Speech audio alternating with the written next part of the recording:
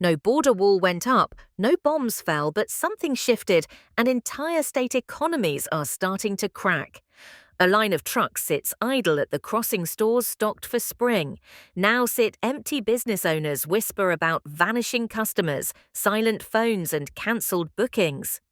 One country quietly stepped back, and it sent shockwaves through 10 American states. Why these 10? Some depended too heavily on Canadian dollars, others. They were already walking a financial tightrope. Now the cracks are showing. Could your state be on the list? Stay close, because what just happened with Canada might change where you live next. Number 10, Florida. 3 million Canadian visitors gone almost overnight, hotels empty, beach towns silent. Even Disney saw a drop. Florida was built to thrive on tourism. But what happens when your biggest guest stops showing up? You might think hurricanes are the state's biggest threat. Not this time. A quiet Canadian boycott hit where it hurts right in the economy. In 2024, Canadian travelers pumped nearly $600 million United States dollars into Florida's hospitality sector. But after tensions escalated in early 2025, those numbers didn't just dip, they collapsed. Local businesses, from Tampa to Fort Lauderdale, are reporting losses in the tens of millions. Vacation rentals, sight untouched. Retirement homes, once full of snowbirds, are losing tenants.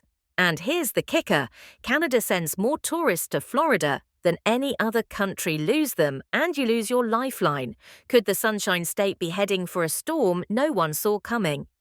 Number 9, Michigan. A single border shuts down and Detroit trembles. Michigan isn't just a state, it's a machine. But when Canada pulled back in 2025, the gears started grinding.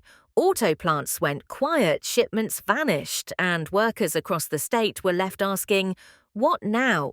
This is the eye-opener. Over 60% of Michigan's international trade is tied to Canada in 2024. That meant 78 billion United States dollars flowing in and out. But after the boycott, a $10 billion shortfall. And it is getting worse. Factories in Flint and Lansing are already reporting parts shortages. Thousands of jobs hang in the balance, and small towns that rely on this industry, they feel every ripple. Before we take you to the next economic fault line, make sure to subscribe. It helps us bring more of these deep dives your way, and trust us, what's coming next will hit even harder. Number 8, Washington. The border is still there. The roads are still paved. But take a trip to Bellingham or Blaine, and you'll feel it instantly. Something's missing. Turns out that something is thousands of Canadians. Washington's border economy used to hum like clockwork. Gas stations packed with British Columbia license plates, outlets buzzing with crossbar shoppers, weekend getaways flooding the Cascades. But since Canada's quiet boycott took hold in early 2025, it all changed, and not slowly. Here's the truth. March 2025 saw a 44% drop in vehicle crossings from British Columbia. That's tens of thousands of lost shoppers and vacationers every single month. In April, the figure got worse. Fewer than 100,000 passenger vehicles crossed into Washington, compared to over 200,000 the year before. And that's not just a statistic, it's lost cash registers ringing empty hotel beds and layoffs at small businesses who depended on those visits to survive. But here's the real kicker. Many towns near the border, like Lyndon's Sumas, and even parts of Seattle's northern suburbs, quietly rely on Canadian spending. Duty-free stores, diners, family-run motel, they are all reporting double-digit losses this spring. Even Seattle-Tacoma International Airport has seen a notable dip in outbound Canadian travelers, forcing some carriers to reduce flights. Now the state is facing ripple effects. No one planned for sales tax revenue is dipping in northern counties. Real estate deals, especially vacation condos, once popular with British Columbians, are freezing, and state officials scrambling for answers as millions of United States dollars vanish from local economies. Washington always thought its proximity to Canada was an asset, but when the flow stops, it becomes a weakness. And unless cross-border travel picks back up, these losses could become permanent. Stay tuned, because the next states on this list aren't just hurting, they're unraveling. Number 7, New York. They used to come in busloads, Canadians eager to shop, dine, and soak in the sights. But not this year. Niagara Falls isn't just a postcard. It's an economic engine. And right now, it's sputtering in 2024. New York welcomed over 1.5 million Canadian visitors. That traffic brought in nearly 700 million United States dollars, money spent at hotels, attractions, shopping centers, and restaurants. But since early 2025, the fallout from Canada's growing boycott has flipped that trend upside down. Here's what's happening. Cross-border travel from Ontario is down by nearly 50% to a bus. Companies have suspended routes. Hotel bookings in Buffalo, Rochester, and Albany have dipped by more than 1/3. Even the iconic Niagara Falls viewing platforms are less crowded, despite being free to access. And the ripple effects are building. Retailers who once relied on Canadian day trippers are slashing staff hours. Upscale outlets along the border report sales drops of 20 to 30% this spring. The state's tourism authority estimates a revenue gap of at least 100 million United States dollars through May alone. But it's not just about visitors. Real estate agents across the state, especially in the Finger Lakes and Adirondacks, say Canadian buyers have backed out of contracts, citing uncertainty, tariffs, and exchange rate anxiety. Entire communities that once thrived on weekenders from Toronto and Ottawa are reporting cancellations deep into the summer. And here's the quiet fear creeping in.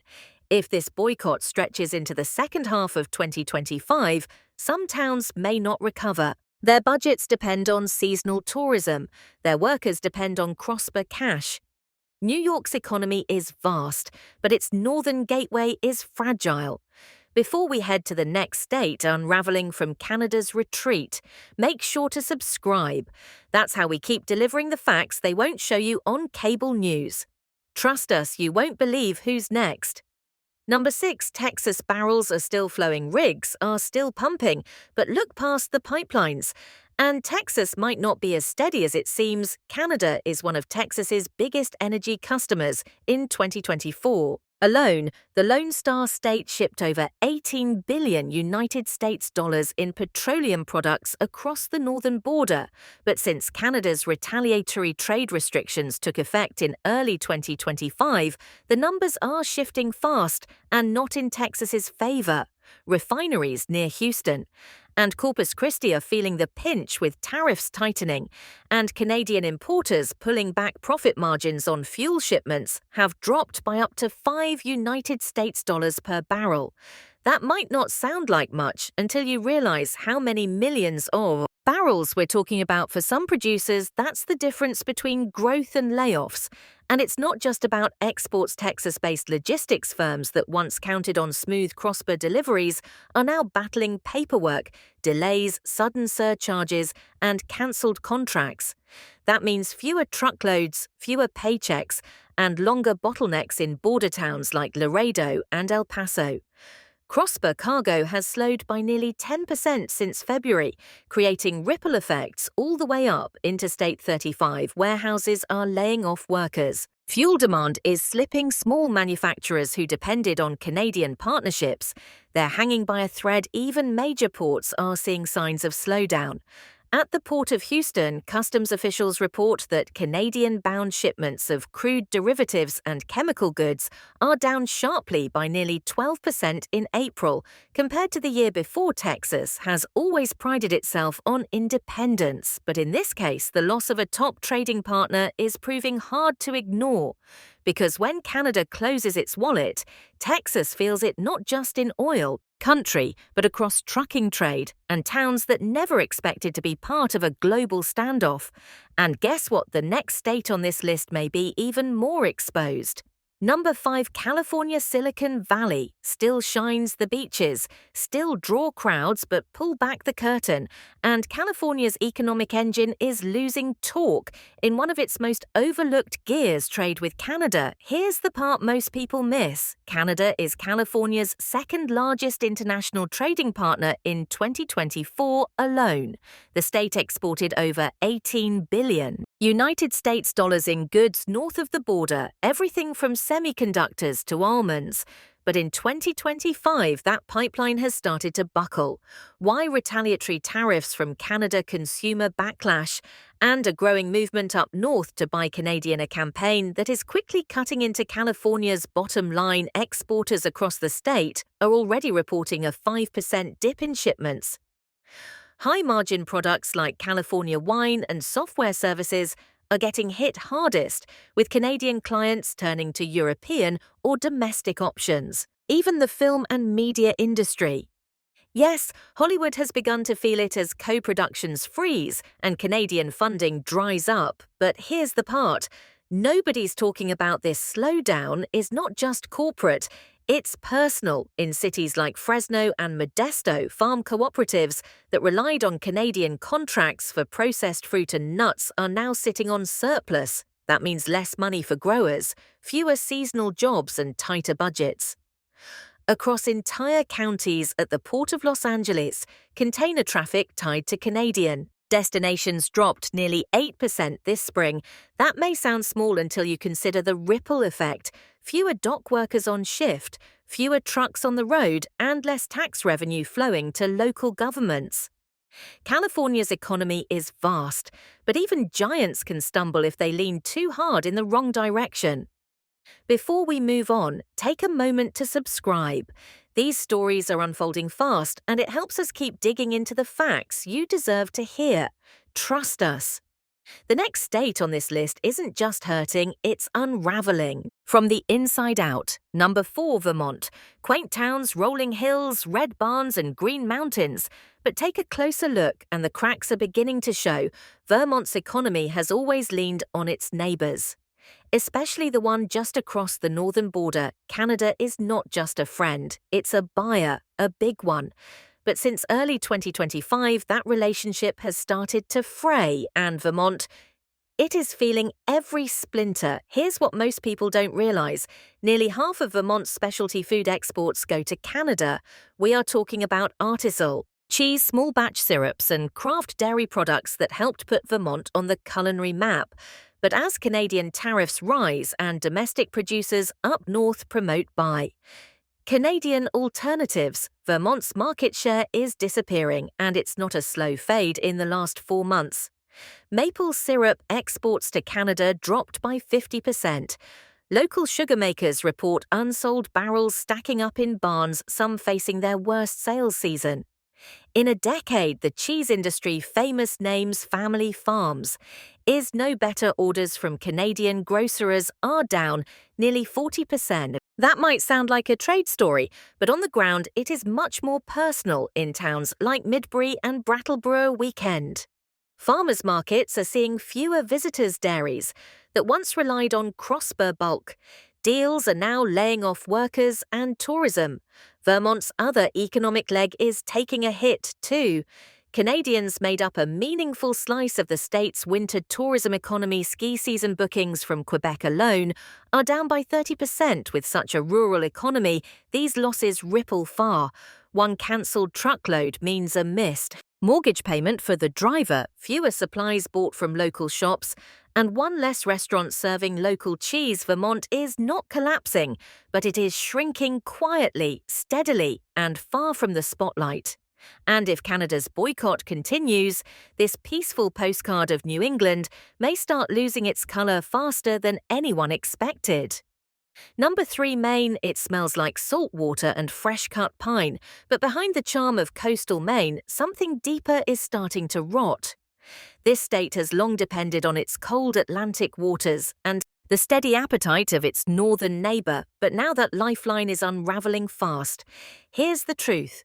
Canada is Maine's single largest seafood customer. In 2024, over $200 million United States dollars in lobster and shellfish crossed the border. But since the boycott began in early 2025, orders from Canadian distributors have collapsed down more than 55%, and that drop is hitting hard.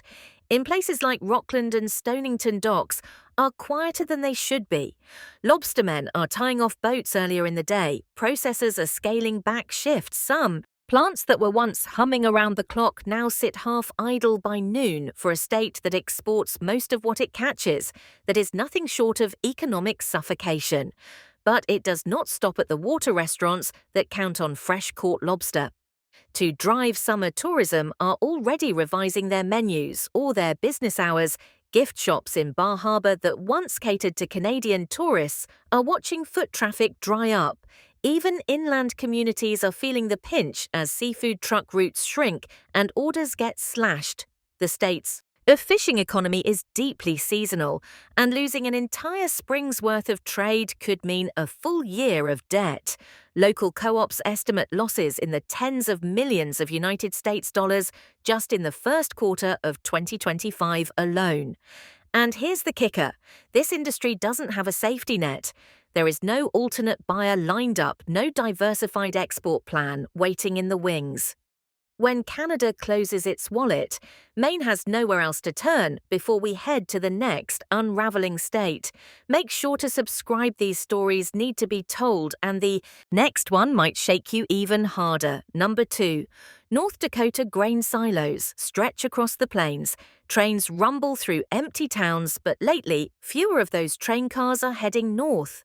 North Dakota's connection to Canada runs deeper than most realize. It is not just about geography, it is economic lifeblood. And right now it is bleeding soybeans, pulses and other crops once flowed freely across the border. In 2024, North Dakota exported over 100 million United States dollars in agricultural goods to Canada, but since the boycott took hold, in early 2025, everything has changed. Canadian buyers are pulling out tariffs, are making American crops less competitive, and with global prices falling, North Dakota farmers are feeling the squeeze from both ends. At the elevator bins, soy prices are down by 12%. That might sound small, but for a farmer selling thousands of bushels, that is a devastating blow.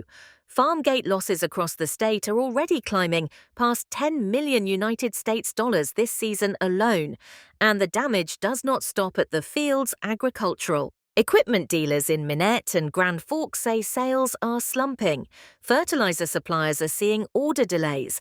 Small towns that rely on seasonal farm spending restaurants, hardware stores.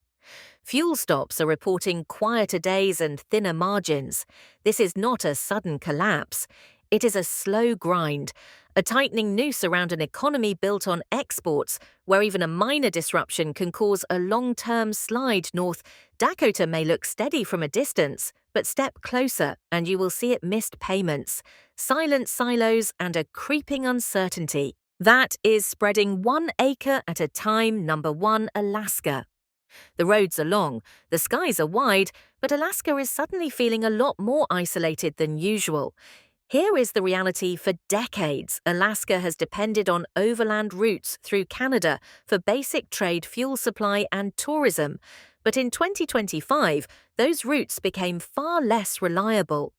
The tension started with toll threats. British Columbia proposed charging up to 50 United States dollars per commercial truck using the Alaska Highway, one of the only roadways connecting the state to the rest of the continent. For freight companies already battling high fuel costs and thin margins, that fee could be the final straw, and the ripple effects are already here. Duty-free sales at border crossings are down by 40%. Tour operators who count on Canadian travellers have canceled bookings. Even small bush towns that rely on northern overland imports are seeing delays, inflated prices, and growing concern about the months ahead. But here is the kicker. Alaska's summer tourism industry, the heartbeat of the state's economy, is now facing its worst forecast. So in years, Canadian travellers who once filled cruise ships and hiking lodges are backing off in droves. Bookings from Vancouver and Calgary have fallen dramatically. Tour buses that once crossed the border daily are staying parked for a state where tourism injects over 4 billion United States dollars annually. That kind of disruption is more than a dent. It is a threat. And without Canada's cooperation, Alaska's economy, especially in rural areas, risks slipping into a slow freeze.